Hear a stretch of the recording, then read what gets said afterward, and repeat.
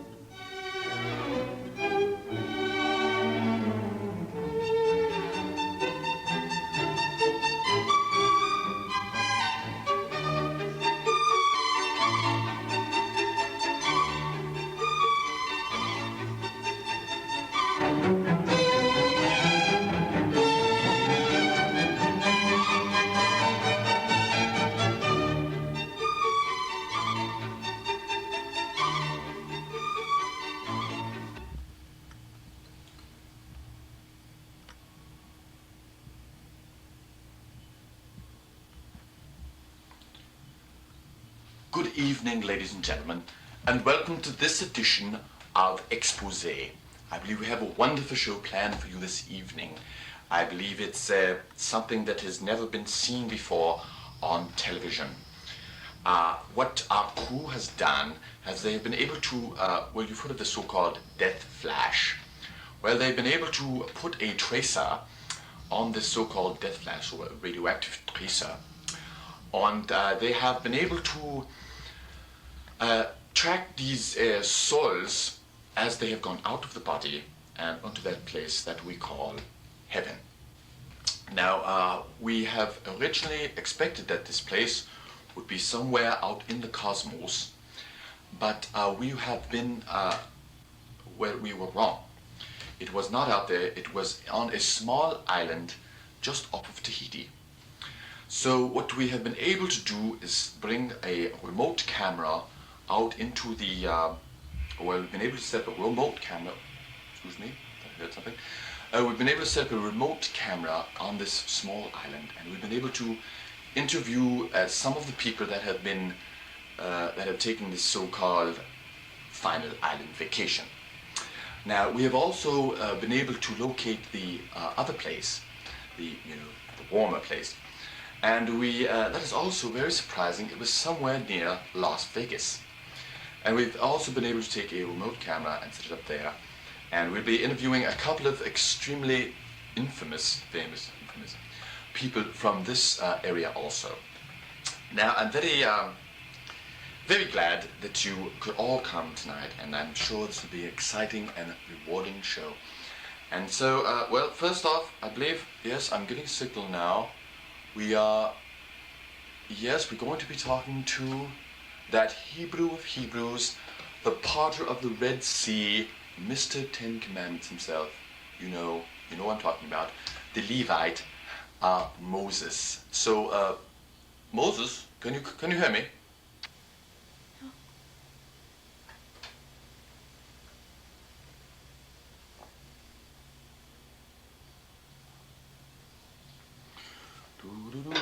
Hello, Moses? Yes. Moses? Yes. Is that you? Yes, Can that's you me. hear me all right? Yes, of course I can hear you all right. I'm not deaf. No, I can hear you all right, fine. Oh, Moses, I can't believe it. It's very wonderful to be able to speak with you. First of all, I know that we are all curious to know what heaven is like. Of course I can. Could you maybe describe it a little for us? Yes, I'd be happy to, Rainer. Well, it's a very nice place actually. It's warm. It's very, very nice. I mean, I wouldn't, of course, want to buy a timeshare condo here, but it's a lovely, lovely place to visit. You know, and I would recommend it to anyone. What do you do all day? Well, oh, there's plenty to do here. I mean, there's really no day though. There's no real time either, unless my watch is stopped. But we do basically what we did in life. We can play tennis, we can golf, we can do water sports. Water ballet. That's my thing. And no, but we just have lots of fun. Of course, there's a college here. You know, you can study courses. Of course, they only have a theology. All of the other subjects seem sort of ridiculous. I mean, can you imagine a dead man studying medicine? It's kind of funny. But also, I'm working on a new book, Torah 2, and I think it's going to be a big hit, even bigger than the last one, which was, well, you know what I'm talking about. Well, that all sounds extremely interesting. Oh, of course. But we'd like to talk to you a little bit about your life back here on Earth. Oh, yes, we have. Could you tell us a little bit about how it was? Yes, it was wonderful. Of course, you've heard about the story and everything. I was put in the basket. I don't remember too much about that, but I was put in the basket, down the Nile, picked up by the Pharaoh's daughter. She was taking a bath, caught me, took me out. I was raised in the Egyptian palace. It was really a wonderful place. I had a lot of privileges there that I wouldn't have had as a Hebrew, child. I learned to read, write. I had nice, trendy clothes. They taught me how to style my hair. Of course, you didn't really need that in the desert. But I was. I just had a lot of advantages. I have a wonderful time. I really love the Pharaoh's daughter. And then, of course, there was that thing where I killed that one Egyptian guy. I don't know what happened. I was just something just came into me, beat him up, and so forth. But anyways, then I had to leave, and it's basically as it was in the book. What was it like when you first met God? Oh, now that was something really impressive. I mean, I have seen some things that are, really impressive. But this one, it wasn't actually, I thought it was a burning bush, but I was wrong. It was sort of a bush-like thing with a big spotlight behind it. It looked like it was on fire, but I wasn't, and with a huge loudspeaker. I mean, it was Moses, I fell down, right? I fell down, I had to take my shoes off and everything, but it was really impressive, and I'll never forget it, Now, of course, I see him all the time.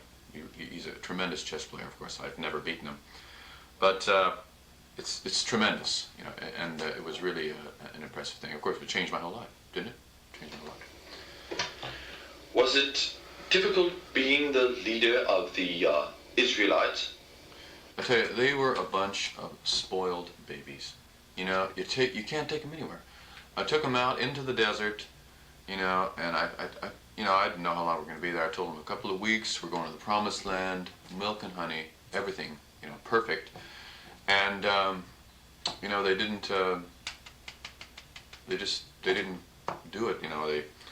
They first they wanted bread. They got manna. They wanted meat. They wanted quail. Then quail wasn't good enough. They wanted, filet mignon, things that they can't even eat. The Jews. And so we, they wanted shellfish. I said no shellfish. And no bacon with the quail. So, anyways, but it was really. They were really a bunch of spoiled brats. I was up in the mountain, 40 days, 40 nights, no food, no water. I mean, I was pretty, I was almost, dying there. And what were they doing down there, dancing around some golden calf, naked, rising up to play Aaron, that brother of mine, just, very unreliable, extremely, I just say they were spoiled brats, okay.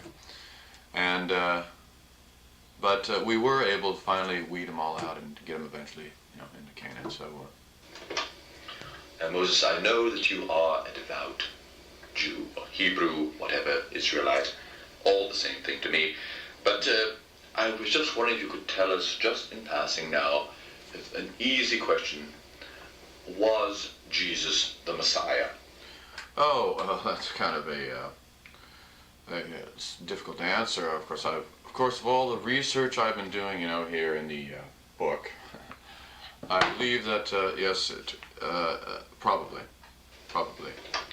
And now, finally, Moses, I know we don't have much time. This remote camera costs so much money, you wouldn't believe it. But and also, you're just too boring, extremely boring, Moses. But that's what they've been also, telling me. I just have one final question. If you have any sort of philosophy of life, any advice for our viewers, I'm sure they would all greatly appreciate it. Yeah, I'd be happy to, Rainer.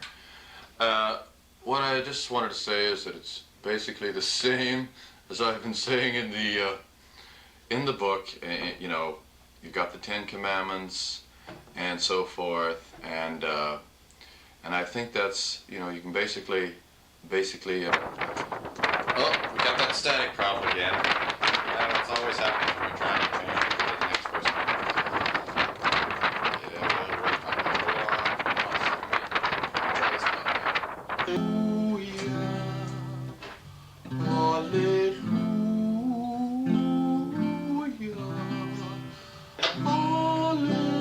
David? Yes? David, is that you? Yes, Ryder, I hear you fine. Yes, Ryder. David, I must certainly say that you are one of the most interesting characters in the whole entire Bible. You're pretty interesting yourself, Ryder. You know, I watch your show all the time, and I really, really like it. You have been called prophet, Yes. poet, Yes. priest, Yes. king, Yes. great warrior, Yes, I have. giant killer, Yes. master musician, lover, rapist, murderer. Oh, wait a minute, Ryder. Well, David, excuse me.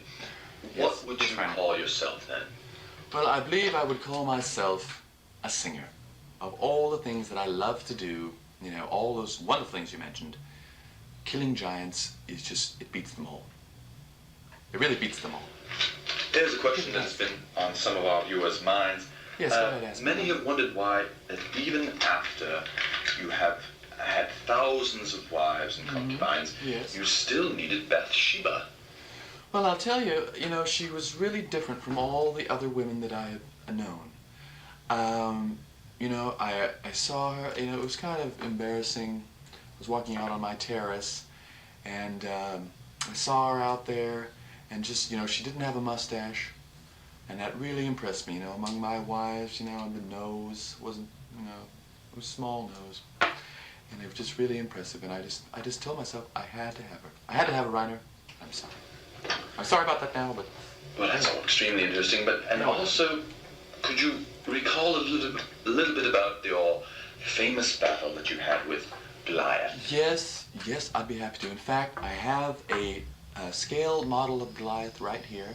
As you can see, it's a perfect, exact replica of him. Here he is right here with the breastplate, the mighty sword, notice the authentic boots, and also the metal fist thing here. What do you call that thing? A mitt or something he had on. You know, for punching. He was a fabulous warrior. But, you know, and then this will represent me. Wait a minute, let's put them on the side. This will represent me here. I was a small boy at the time, and I don't know if you can get that. Can you get that focused in there? There you go. That's perfect. And you know, and I was coming, and so basically what it was me, Goliath. You might have to back off a little bit now to get them both in here. Okay, and I walked up, and Goliath said, "Hey, you little twerp, what do you think? You're sending out a boy? I'm gonna cut his little head off." And I said, "No, you're not, because I'm not alone. I'm not fighting alone. I'm fighting with, you know who. We're together." And he said, "Oh, Yeah, you don't even have any armor on. You're just a little naked boy. I can't even fight you. It's a disgrace. I said, oh, well, we'll see what happens. And so I just, zoop, I had my, oh, excuse me, I'm speaking in my younger voice. But no, I had my sling, and I had the smooth stones, and then I just went, whoom, whoom, whoom, whoom, boom. And I don't know if you can get a close-up, but that stone just went boom right there between the old Ernest Borgnine eyebrows. And so, boom, Goliath fell over. I came up. Well, he's dying. He's dead now. I hit him. I took his own sword, and I just get that on there, and it's sliced his head off. You know, actually, I'm a non-violent person, but you know, you can do a lot with a big old sword like this. So, it's well, it's fascinating. been incredibly wonderful being able to talk to you. Same with you, Reiner. But I love your show. believe I'm getting a signal now that we have another guest set up. Yes, in hell, and so we're going to be. I want to see it myself. No, the question's not done yet. Go ahead. Right over there in just a second. So, if you don't mind, David. No. I just want to do this little song for you that I've been working on, and I think the lyrics are really something special. Let me play it for you.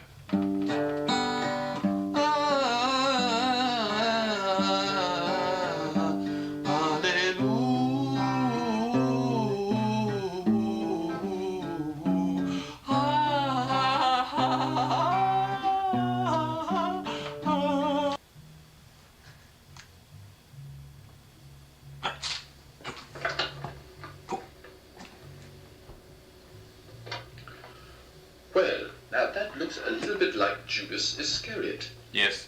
Yes, I believe That's me. it is. Well, can you tell us a little bit about the place that you're staying at? I'm certain it's much different than the other place that we've been interviewing our people. Oh, yes, I'd be happy to. You know, it's not as bad as you think it is. I mean, it's a little bit warm. But, you know, what really does bother me is the other people here. I mean, I'm sort of in charge, but these people, they can really get on your nerves. Adolf, go burn yourself up again or something. I'm on television. Go on, get out of here. Anyways, you know, it's the people. It's the people that can really get on your nerves. Some people say that you were framed for what happened, you know, way back when. Well, you know, I wouldn't say framed. It's, you know, he was talking this peace and love, and you know, I was talking war and let's get out of this Roman domination. You know, I thought maybe I could give him a little push, you know, push him maybe over the edge, you know. And, but you were sorry afterwards? Well, I mean, I don't know if you can say sorry. I mean, I didn't realize that I had bit the big one, you know, so to say, and you know, I figured, hey, what's the use? What's the use? Do you see, you know, the devil much? The devil? Yeah, he just likes us to call him Lucy. But yes, I see him quite a bit, you know, and but he's extremely busy. He's a busy man. He's got a hand in everything. He's in business, he's in fashion, he's in theater, he's in heavy metal music. He's in all kinds of things, film, theater, you know, he's just in everything completely. So he really knows. Well, what's that mark there on your face? Oh, this mark right here? Oh, he missed. Cut off from Judas very quickly, but it seems like we have some news now that we're going to switch back to the remote camera in heaven. And we also... let's see, I'm getting some messages in right now. Yes, it seems as though we have Adam. Yes, Adam, the very first man. Adam, can you hear me? Are you coming in all right? So, Adam, you were the very first man. Yes, I was. Can you tell us a little bit about the Garden of Eden and perhaps what that was like? Oh, yeah, I'd be happy to. The Garden of Eden was just a fantastic place. It was wonderful, you know, it was warm all the time. It was paradise.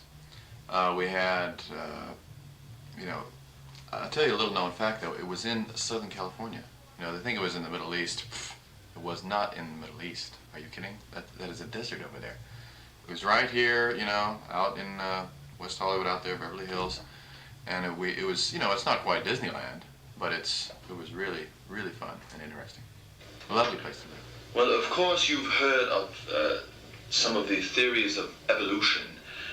Can you tell us a little bit about what you think about those theories?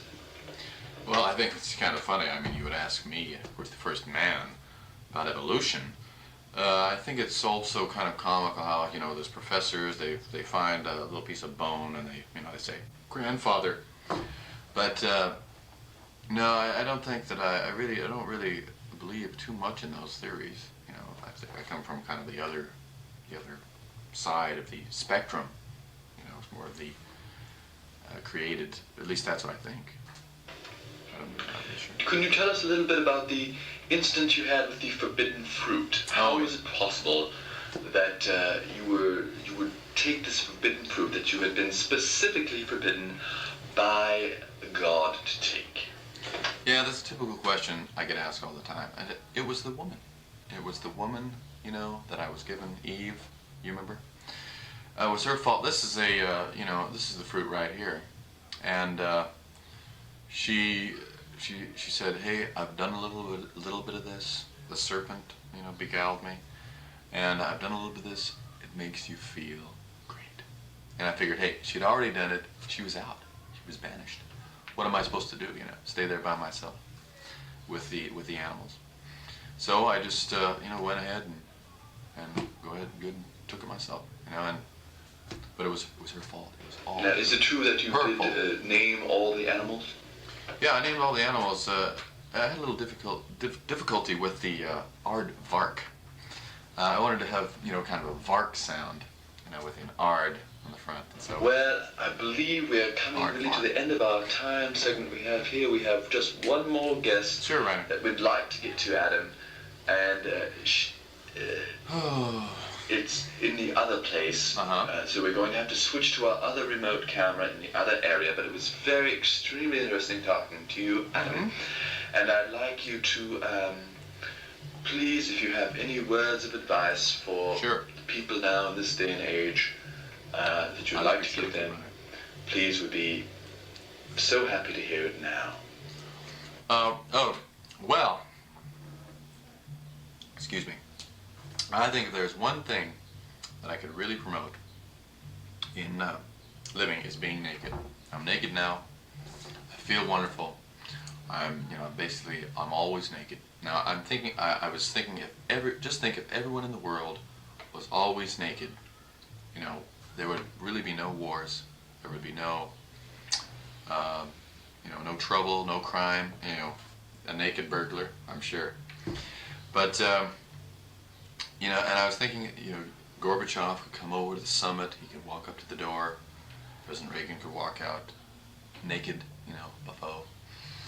And just think of what a pleasant experience. And then Gorbachev, they could both be naked. They could be completely open and just completely naked. And I think that this would be the main thing that could really help in the world today is being naked. And everyone is naked. So I guess that's about it. Anyways, thanks for talking to me, Reiner. And I've got to go now, you know, and do what I do.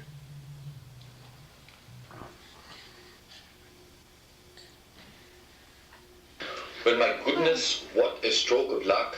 We have Jezebel. Yes. Yes, yes, that's me. Is that Jezebel? Yes, it is me. So you were the infamous queen who has become the prime example of feminine evil. Yes. Do you still see Ahab? No, and I never want to see that weasel again. He was such a weak little wimp. Everything, Jezebel, what should I do now? Jezebel, should I do this? I never want to see him again. Sickening. And you were his queen. Yeah, well, I was queen. I was his brain. I was everything. I was everything for him. He couldn't do anything for himself. I was I was practically running the whole country myself. Sickening. Well, why did you marry him then, Excuse me. in the first place? Well, you know, for all the right reasons. Power, prestige, money. You women of the 80s, you should know what I'm talking about. Just, you know, for all those basic reasons that tie two people together. What about love? Love? Love. Love is a drug. It makes you silly. Don't talk to me about love. Yuck. I never did it. Never had anything to do with it. Well, do you remember the prophet Elijah? Can you perhaps tell us anything about him? Oh, Elijah. Yes, there was a man you could sink your teeth into. He was wonderful. We could have been great together. If he would have just, you know, come over to our side. It's his fault that I'm in this eternal tanning salon down here. But we could have been good, Elijah. Well, Jezebel, you look marvelous, and I think we've had a wonderful, wonderful program this evening. It was a hairy little It's very fitting that we end with you. I'm kind of fit up there. A very beautiful example, a very beautiful character from the Bible. And so, Jezebel, in parting, do you have anything to perhaps give, you know, as sort of a life philosophy and advice to those people that are listening to my program tonight? Well, I think that if I could say anything I wanted to, it would be buzz off. Now? Oh no! Not the dogs again! I hate the doggies. Well, thank you for coming to another edition of Expose. I'm sure you will agree that it was extremely exciting. We've had many guests that you would never normally see. And so I just want to say to make sure to subscribe to public television, which makes this whole thing possible. And also, well, I can remove my thing here now. And also remember to have a wonderful day and have a wonderful rest of the evening. See you next time on Expose.